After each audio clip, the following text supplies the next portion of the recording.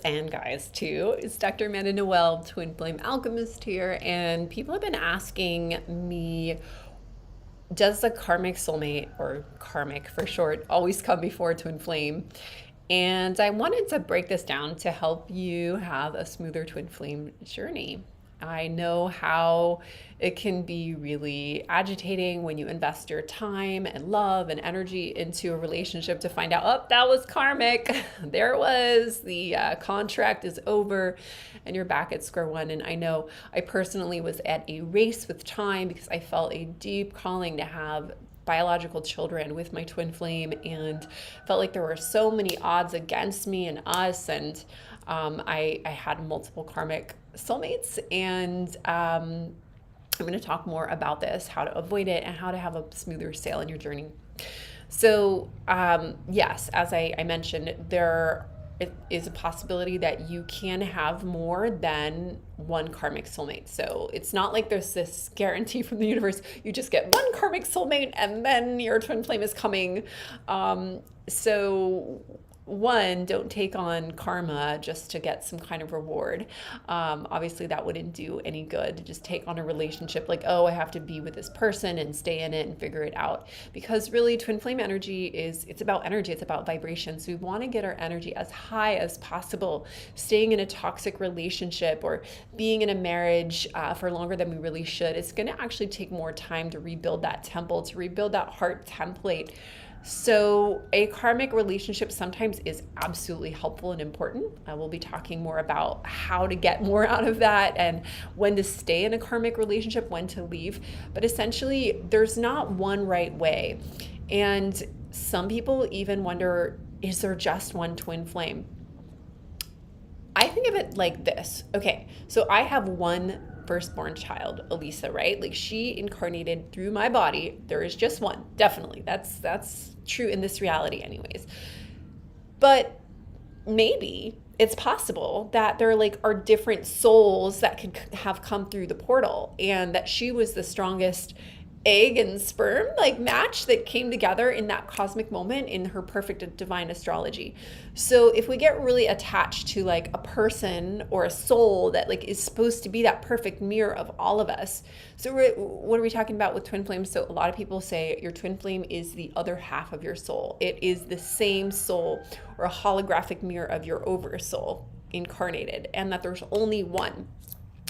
Well, the thing is, it's kind of confusing because we live in a universe where we're all one with the universe and everything is changing. Timelines are changing and being shaved off and getting longer and shifting. There's no such thing as time and space. So I personally don't think it's very helpful or healthy to attach to one person as my twin flame, especially when this whole agenda of there's one twin flame, buy my program, I will help you get that person, how to get that one exact person, can sometimes come from a lot of early childhood wounding and trauma and abandonment that can be easier to just skirt over and say, just give me that one person. I have no judgment or blame because I was that person calling the suicide hotline and wanting this one person and things weren't going right. And I thought that if I didn't have him, whoa, because I had a lot of trauma that was coming up and I attached it all to this relationship that had nothing to do with the relationship. So hopefully your situation isn't as heavy as that you're not going through a twin flame dark night of the soul.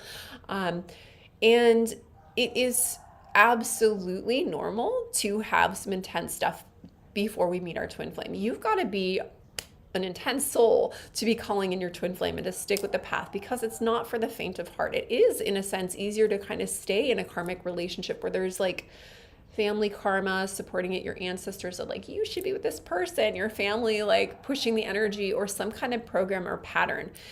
And then our soul is no, I'm going to grow beyond the matrix. I'm ascending. I'm choosing who I am. That's where it gets kind of tough and interesting, right? So there's not just one karmic. You can have multiple karmic soulmates. You might have a karmic soulmate before you meet your twin flame, years before, or you might meet your twin flame when it could be your first love. And then I've met people, their twin flame is their first love. They have this 20-year gap. They marry different people, then they get divorced and they go back to their first love. So there's really no patterns or litmus tests, this is exactly how it looks. And if there are gurus that tell you this is how it should look and just buy my medicine and I will help you have this result, I think that we want to really work with the divine feminine aspect of flow, fluidity, of infinite possibilities and magic, and not just have one simple directive, one simple formula or narrative of how things look. And I have worked with women over 30 countries in the world, men as well. And I've worked with hundreds, if not thousands at this point, of single seekers looking for their twin flame. And there have been such a wide array of experiences that I've witnessed. So you can have karmics, as many as it takes to learn the lessons. So this is a preparation process. We can have lessons with our twin flame. We can have lessons with our karmic soulmate. Now, what is a karmic soulmate? Soulmate, we have to define that as just a person with whom you learn a soul. It could literally be a dog. It doesn't even have to be a person. I had a couple of huge dog soulmates, and probably tree soulmates and other kinds of stuff. But we're talking about people here. Soulmates could be a business partner. It could be a love relationship. It could be a parent. It could be a spirit guide. Like, there's so many different soul contracts that we can have. Karma often comes in, and there's different ways to look at karma. Is it past life karma? Is it because you've done good deeds and you're putting so much love out there that you're getting good karma back? So, or the opposite, negative karma. We've maybe done something by limiting scarcity type of thinking. We've done something naughty or wrong, something of regret, and then we might get a negative karma. We can also have karma from our ancestors. So I have had multiple ancestors that have infringed negativity. They've used their free will in harming other beings, and I have paid for this. And in Bali, where I live, people believe that if one kills, then the next 7 generations will pay. Well, I come from a lineage where people have killed in war, where men have in the mafia maybe wrestled or hurt or even killed for money. I don't know. I know there was some physical violence that happened. I came in as a light worker, like, hey guys, let's stop this. Let's bring in the light. Let's bring in like a new pattern. Let's get out of this dungeon of darkness.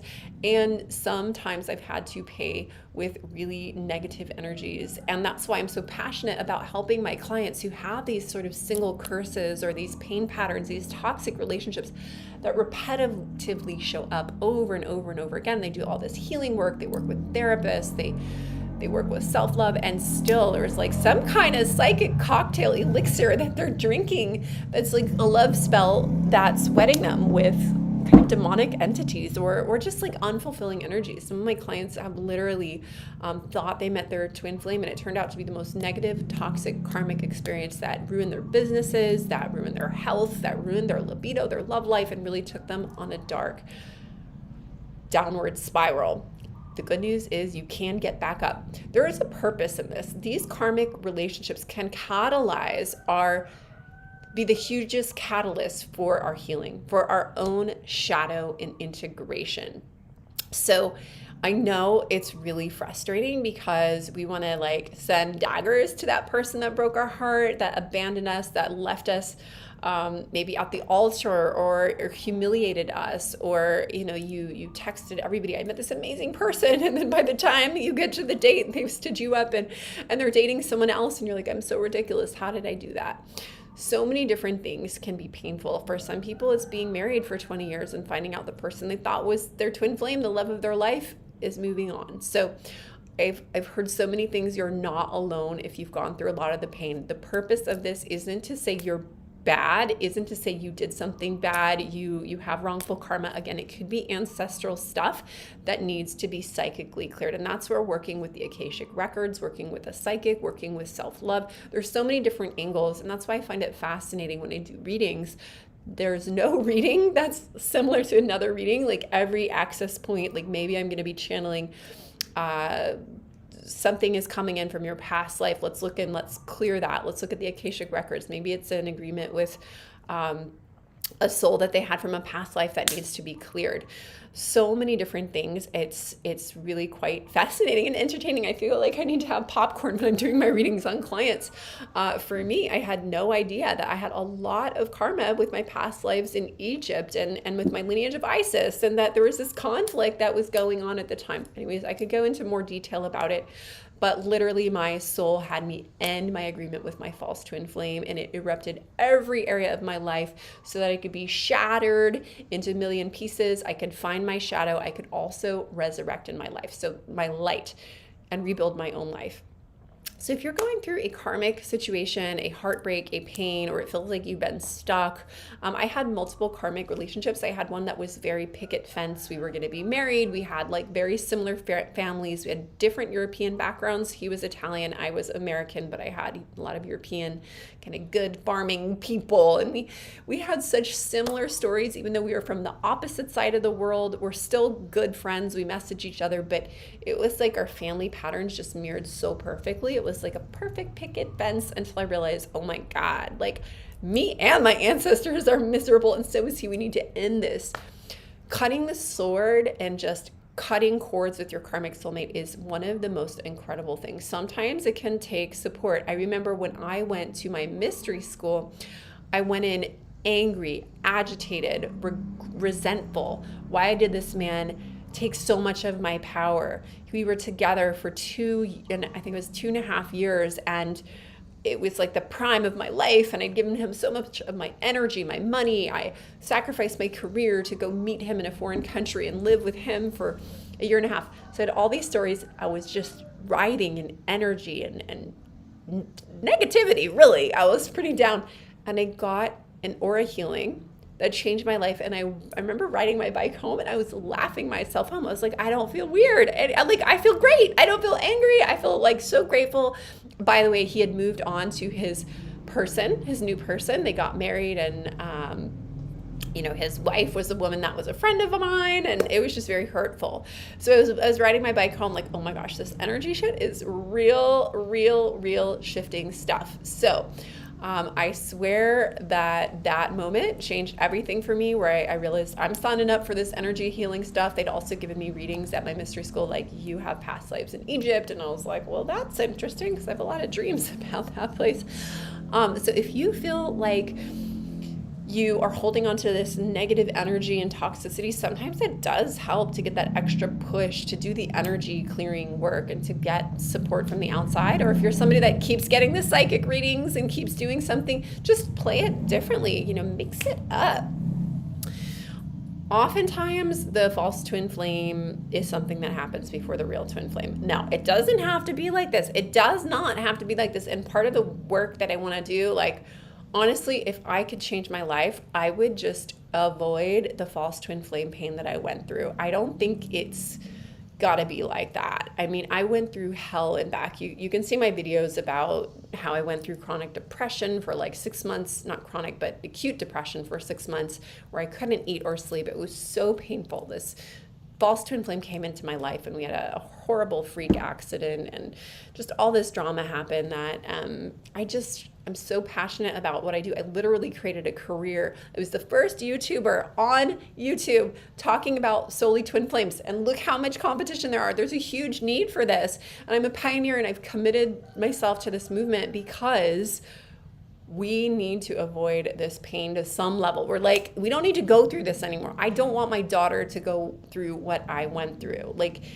yes, the twin flame union is something so sacred and important, and we need to hold it and learn how to hold it and learn how to ground it. And it can be challenging. Like, it's never going to be easy, but I don't think we need to make humanity pay.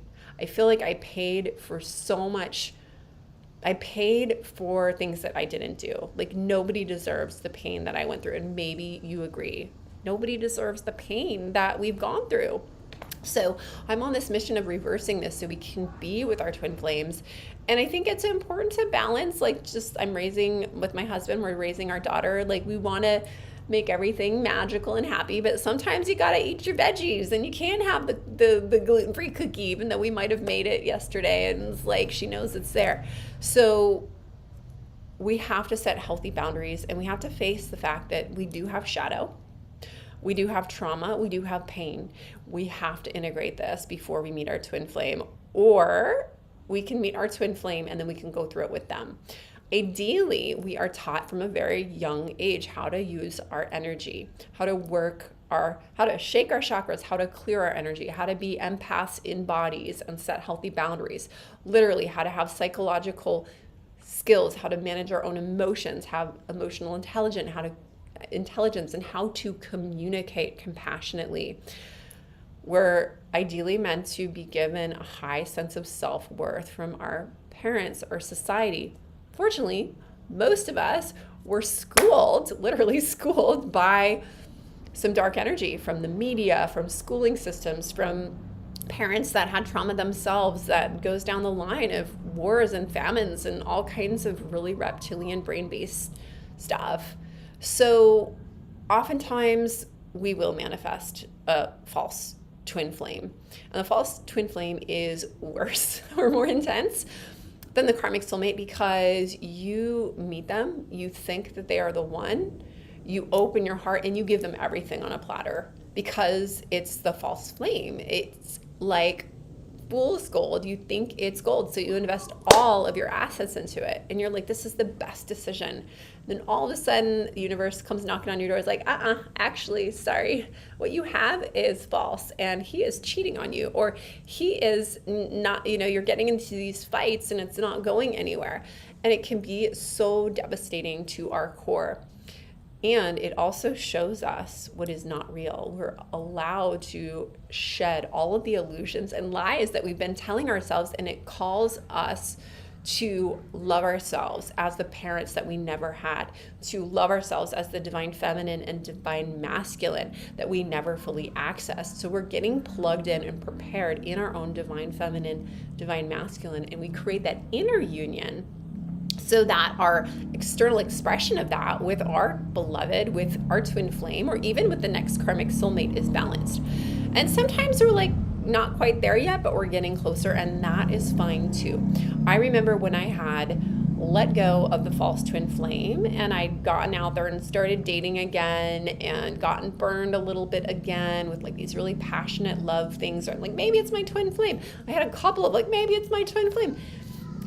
Where it was very similar to the false twin flame. And I was like, I'm done with that. It's just too painful. It's not worth it. So I had to reconfigure and reconfigure my mind, remind myself that I was deserving of love, and let go of this old pattern, which was creating a lot of pain and trauma. And there was this gap because I wasn't sexually attracted to the old to the new paradigm yet. I wasn't attracted to good men. I wasn't attracted to guys with their hearts open. I was scared of that. I was more attracted to the unavailables, the ghosting kind of guys, or the guys that would breadcrumb or date a lot of different women at once and then, maybe pay me some attention and then lead me on. It's so new to be like, all right, I'm creating a safe space where someone shows up maturely, he's ready for children, all the things that I truly deeply knew I needed and ultimately wanted, but was too afraid to ask. And during that transition time, try and talk with an Invisalign this time, I met somebody that was kind of like the stepping stone karmic soulmate, like good karma. And I love him to this day. He's an incredible performer and I just think his music is incredible and I'm so grateful. I met him on the dance floor when I was dancing and he was a DJ, and I saw his music and I was like, he's making love to my auric field, is making love with his music. And I healed through going to so many of his dances, and we became really good friends, and there was this like deep healing for both of us. We healed a lot of our abandonment wounds and traumas, and he had like a really deep abandonment trauma when he was a kid, and so did I. And so we built this like new matrix together, and yet the whole time I felt like we're not twin flames. Like this isn't fully it. It felt like we were more like twin flames for now. And it was really hard to let go of that because I knew it was going to hurt both of us because we were so bound. But part of it was being able to let go of something, because ultimately we always let go of something. We're going to let go of our own bodies. We're going to forget who we are and incarnate again. So we have to be able to surrender. And I learned through that relationship how to surrender. So he really was the most loving relationship and best fit for me before I met my husband. And he allowed me to learn to love and be loved in a new way. and really he did a lot of healing work from the false twin flame, as did my husband. I feel so bad, but literally like the first 3 years of my relationship with Jack, who was like talking about my trauma with the false twin flame and like the experience that I went through, and he held so much space. And I don't know if there are other men like that are really holding the divine masculine, but we're almost, it's going to be 9 months this August 18th. And I'm so grateful that my husband has had the patience for me. So I know sometimes it can feel like a false flame or karmic soulmate is like the devil, is a demon, something to take you down. It really can feel like the darkness